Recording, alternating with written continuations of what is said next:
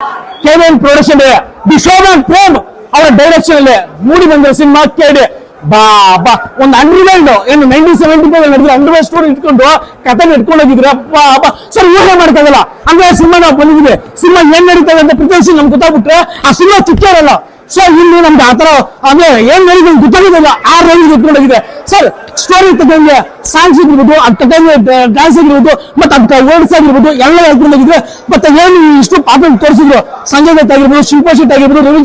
ರವಿಚಂದ್ರ ಆಗಿರ್ಬೋದು ರಮೇಶ್ ಆಗಿರ್ಬೋದು ಓಕೆನಾ ಎಲ್ಲರಿಗೂ ಒಂದು ಡಿಫ್ರೆಂಟ್ ಎಂಟ್ರಿ ಸೀನ್ಸ್ ಆಗಿರ್ಬೋದು ಸಕ್ಕತ್ತ ಕೊಟ್ಟಿದ್ರೆ ಯಾರಿಗೂ ಮತ್ತೆ ಡ್ರೆಸ್ಸಿಂಗ್ ಕಾಸ್ಟ್ಯೂಮ್ ಸೂಪರ್ ಸರ್ ಎಲ್ಲೂ ಬೋರ್ ಆಗೋದಿಲ್ಲ ಓಕೆನಾ ಬೆಳಗ್ಗೆ ಟಿಫನ್ ಇಲ್ಲ ರಾತ್ರಿ ನಮ್ಮ ಡಿ ಬಾಸ್ ಅವರು ಬರ್ತಾರೆ ಅಂತ ಸ್ವಾಗತಕ್ಕೆ ಹೂವು ಕಿತ್ಕೊಂಡಿದ್ವಿ ನಿಂತು ಇಲ್ಲ ಆಗ್ಲಿ ಎಕ್ಸ್ಪ್ರೆಷನ್ ನೋಡ್ತಾರೆ ಈ ಎಕ್ಸ್ಪ್ರೆಷನ್ ಅದಾಗಲೇ ಬರ್ಬೇಕು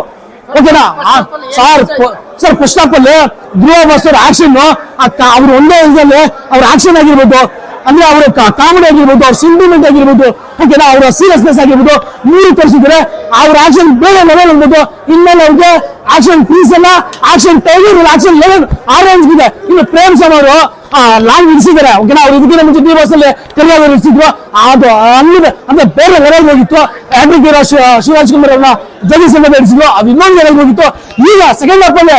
ಧ್ರುವ ಸರ್ಜಾ ಅವ್ರನ್ನ ಹೆಂಗ್ ಲಾಂಗ್ ಇರಿಸ್ತಾರೆ ಯಾಕೆ ಇರಿಸ್ತಾರೆ ಎಲ್ಲಿ ಇರ್ತಾರೆ